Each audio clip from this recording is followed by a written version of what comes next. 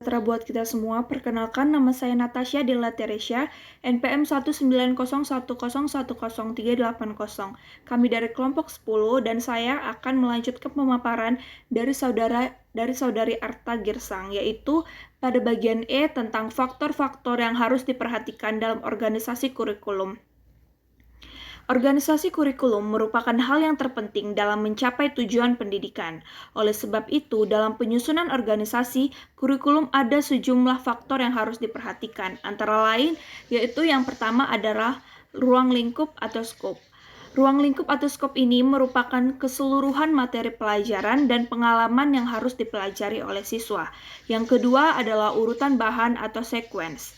Berhubungan dengan urutan penyusunan bahan pelajaran yang akan disampaikan kepada siswa agar proses belajar dapat berjalan dengan lancar. Yang ketiga adalah kontinuitas, berhubungan dengan kesinambungan bahan pelajaran tiap mata pelajaran. Yang keempat adalah keseimbangan. Keseimbangan dalam kurikulum dapat ditinjau dari dua segi, yakni keseimbangan isi atau yang kita pelajari dan keseimbangan cara atau proses pelajaran. Lalu yang kelima adalah integrasi atau keterpaduan. Faktor yang berhubungan dengan bagaimana pengetahuan dan pengalaman yang diterima siswa mampu memberi bekal dalam menjawab tantangan hidupnya setelah siswa menyelesaikan program pendidikan di sekolah. Lalu pada bagian F ada struktur organisasi kurikulum. Struktur program yang dapat dibedakan menjadi dua macam, yaitu struktur horizontal dan struktur vertikal. Struktur horizontal berhubungan dengan masalah pengorganisasian atau penyusunan bahan pelajaran ke dalam pola tertentu. Sedangkan struktur vertikal berhubungan dengan masalah sistem-sistem pelaksanaan kurikulum sekolah, termasuk di dalamnya sistem pengalokasian waktu. Oke, yang pertama ada struktur horizontal. Struktur horizontal dalam organisasi kurikulum adalah suatu bentuk penyusunan bahan pelajaran yang akan disampaikan kepada siswa.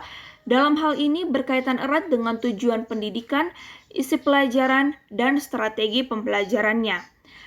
Dalam kaitannya dengan struktur horizontal, terdapat 3 macam bentuk penyusunan kurikulum, yaitu yang pertama, mata pelajaran terpisah, yang kedua, kurikulum gabungan atau correlate kurikulum, yang ketiga adalah kurikulum terpadu atau integrate kurikulum. Lalu pada bagian kedua ada struktur vertikal. Struktur vertikal berhubungan dengan masalah sistem pelaksanaan kurikulum sekolah. Nah, pada hal ini menyangkut kepada beberapa sistem pelaksanaan. Yang pertama ada yaitu pelaksanaan kurikulum. Dalam pelaksanaan kurikulum ini menyangkut sistem kelas.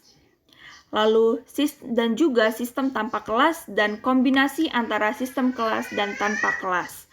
Yang kedua itu ada sistem unit waktu, berhubungan dengan pengalokasian waktu untuk setiap mata pelajaran. Pengalokasian waktu juga untuk pokok-pokok bahasan tiap mata pelajaran. Dan selanjutnya akan dilanjutkan oleh Saudara Handito.